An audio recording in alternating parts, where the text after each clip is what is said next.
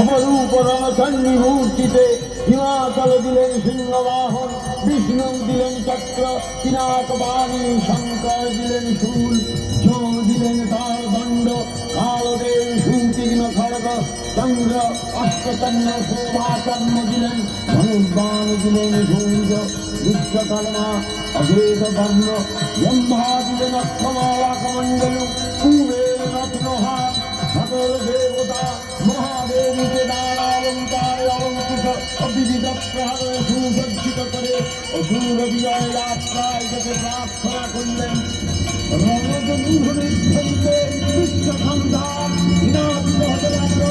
যাত্রার মধ্যে সুরনরদেববাসী সকলে দশপ্রহরণধারী দশভূজা মহাশক্তিকে ধ্যান মন্ত্রে করলেন অভিবন্দনা। দেবী অবতার রঘুরাম পরিগ্রহ করে দিলেন ফুৎকার।